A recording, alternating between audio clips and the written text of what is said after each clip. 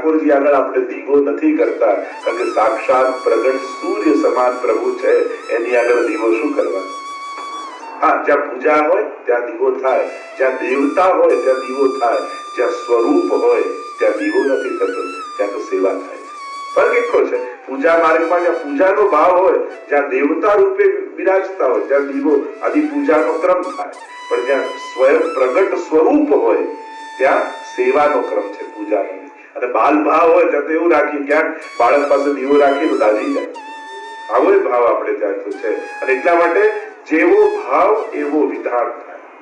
ખોટું કોઈ નથી. જે પૂજાની વિધિ કરે છે અને દીવો કરે એ સાચું જ છે, ત્યાં દૂધ દીપ નૈવેદ્ય બધું થાય, પણ જ્યાં સ્વરૂપ ભાવના છે, જ્યાં પુષ્ટિ અને વ્રજભક્તોની ભાવના છે, ત્યાં પછી ઠાકોરજી આગળ દીવો નથી કરતા, ત્યાં તો સેવાનો ભાવ કરે. એટલા માટે જે રીતે જે ભાવ હોય એ પ્રકારે વિધાન કરવો. તો અંગના પ્રકાર દ્વારા અંધકારને હરનારા પ્રભુ ક્રીડા રસાવેશ તમો વિસારી અને અનેકવિધ રસાલી ક્રીડા કરનારા ઠાકોરજી અને રસમાં સરી જનારા પ્રભુ છે.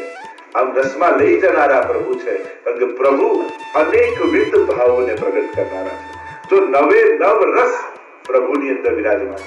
જ્યારે ઠાકોરજી ગૌચારણ કરવા પધારે છે ત્યારે મહાપ્રભુજી સુબોધનીમાં સુંદર વર્ણન કરે છે કે ગૌચારણ કરતા કરતા ઠાકોરજી નવે નવ રસોને પ્રગટ કરે. સ્વયં પ્રભુ જ્યારે મથુરામાં પધાર્યા અને રંગમંડપમાં પધારે, કંસે બધો દરબાર ભર્યો છે, અને જ્યારે રંગમંડપમાં પ્રવેશ કરે છે ને ત્યારે ભાગવતજીમાં અદ્ભુત શ્લોક આવે છે કે આખી મથુરા નગરી બેઠી છે ત્યાં, અને જેવો જેનો ભાવ અને ઠાકોરજીને જુએ છે એને એવો ભાવ જાણે છે. મલ્લાનામ સની નૃણામ નરો શ્રીનામ સ્વરો મૂર્તિમાન ગોપાનામ સ્વજનો સતામ ક્ષિતિ ભુજામ શાસ્તા સપિત્રો શિશુ. જેનો જેવો ભાવ. મલ્લાનામ સની, મલ્લો જે યુદ્ધ કરવા હતા ને એને ભગવાનને આવતા જોયા તો એમને થયું આપણું સાક્ષાત શનિ અમારી સામે આવી ગયા, અમારો કાળ અમારી સામે આવી ગયા. મલ્લાનામ સની નૃણામ નરો, નરોને નરોમાં શ્રેષ્ઠ એવા પ્રભુ લાગ્યા. ગોપાનામ સ્વજનો, ગોપોને સ્વજન લાગ્યા. જેનો જેવો ભાવ, એટલે કે ત્યાં 9 પ્રકારના રસો ભગવાને અનુભવ કરાવે મહાપ્રભુજી. શનિ એટલે ભયાનક રસ, વિભત્સ રસ, શૃંગાર રસ, દરેકને જે જેવા ભાવથી બેઠા હતા એને એવા એવા રસનો અનુભવ થાય.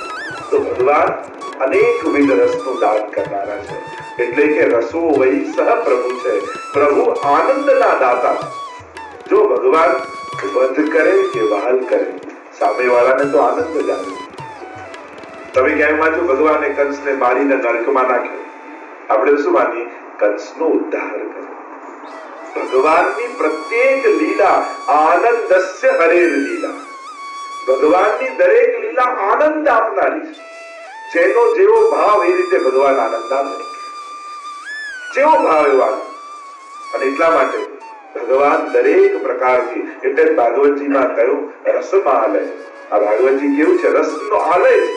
સર્વ રસો બિરાજમાન છે, અને જ્યાં રસ છે ત્યાં જ ગતિ છે.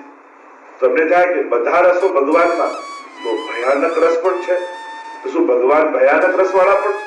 એમાં પણ આનંદ આવે જીવને. હા, ભયાનકમાં પણ આનંદ આવે. તમને બતાવો, તમે ટિકિટ ખર્ચીને હોરર મૂવી જોવા નથી જતા? જો ભયાનકતામાં આનંદ ન હોય તો તમે ખર્ચીને જાઓ? એક રસ છે. તમે આર્ટ મૂવી જોવા નથી જતા? વિભત્સ રસ છે. પૈસા ખર્ચીને જાઓ, એમાં રસ ન હોય તો આટલો સમય ને પૈસા ખર્ચે, એમને એવોર્ડ મળે? આ રસ છે. નવે નવ રસો, અને પ્રભુ રસો વૈસા છે. સર્વ રસોને પ્રગટ કરનારા, એટલે કે ક્રીડા રસાવેશ તમો વિસારી મમ પ્રભુ શ્રી ગિરિરાજ. આવા મારા ઠાકોરજી, મારા પ્રભુ શ્રી ગિરિરાજધારી, ગિરિરાજજીને ધારણ કરવા વાળા છે. કારણ આ ગોવર્ધન નાથજી સર્વ રસોનું આનંદ દાન કરનારા, જેને જેવો ભાવ એવા આનંદનું દાન ઠાકોરજી કરે છે. અને આગળ દાન કરતા શ્રી મહાપ્રભુજી કહે પન્નગારી એટલે પન્નગા. પન્નગા એટલે સર્વ, અને એનો અરી એટલે મોર. એટલે અહીંયા કહ્યું વેણુ સ્વ આનંદિત પન્નગારી. વેણુના નાદ દ્વારા આ પન્નગારી મયુરોને પણ આનંદ આપનારા ઠાકોરજી. કારણ કે ઠાકોરજી જ્યારે વેણુનો નાદ કરે છે ત્યારે વેણુનો નાદ સમગ્ર બ્રજમાં વ્યાપે છે.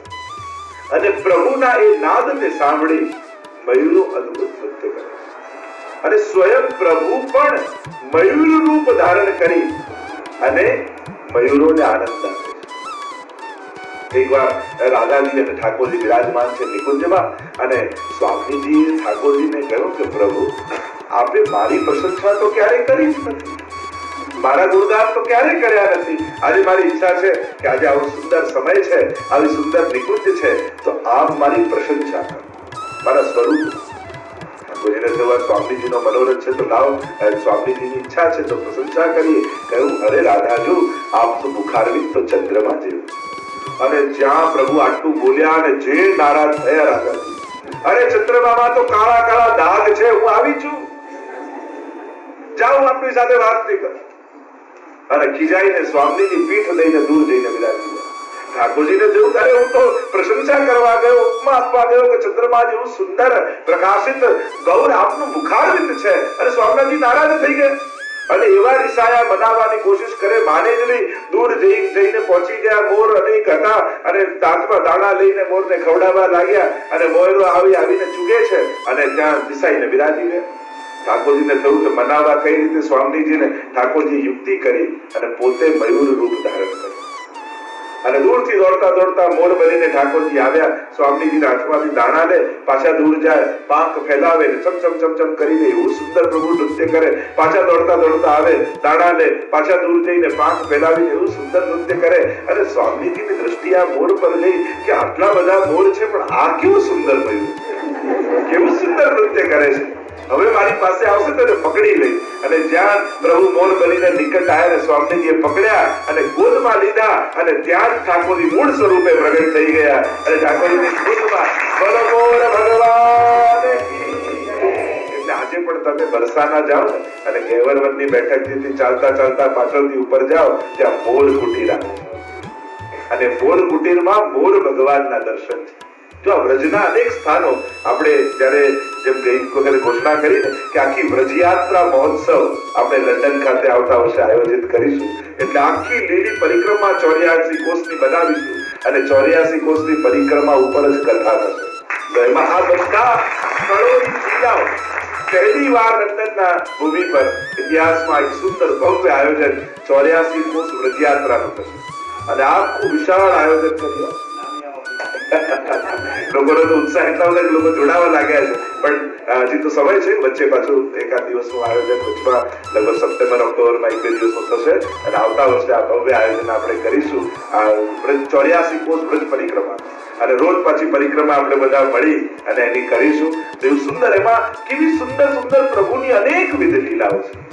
તો આ મોર કુટીર જ્યાં ઠાકોરજી અને સ્વામીજીએ માન કર્યું અને એટલા માટે તો તમે યમુનાજીની આરતી ગાઓ છો, એમાં નથી ગાતા કેવર વન ચાલ્યામાં ગંભીરે ગયા ચૂંદડીએ ચટકારા પહેર્યાને પહેર્યા માં જય જય શ્રી યમુના।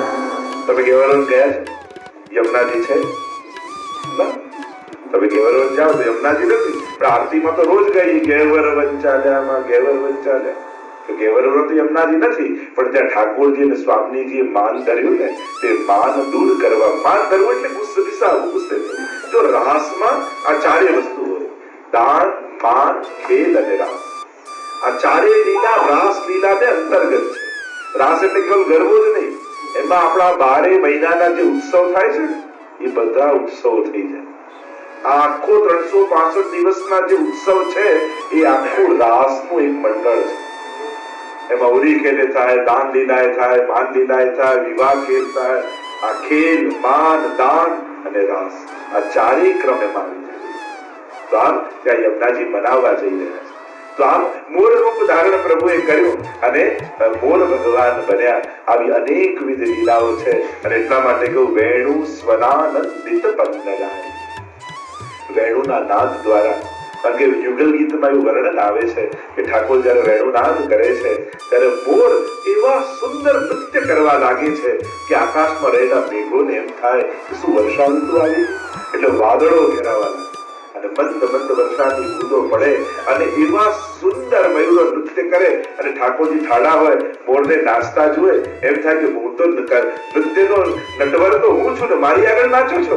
જેટલા પીછા પડ્યા હોય બધા પ્રભુ ભેગા કરી લે, દોરીમાં બાંધે અને પાછળ લગાવી અને કેવો કેવોના સ્વર કરી પ્રભુ એવું સુંદર નૃત્ય કરે કે જેટલી ઢેલો મોર પાસે બેઠી હોય બધી દોડતી દોડતી ઠાકોરજી પાસે આવી જાય અને કોઈ મોર પાસે દોયલ રહે નહીં એટલે બધા સખાઓ તાળી વગાડે અને મોર પોતે ક્ષોભિત થઈ, લજ્જિત થઈ અને માથું ઝુકાવે.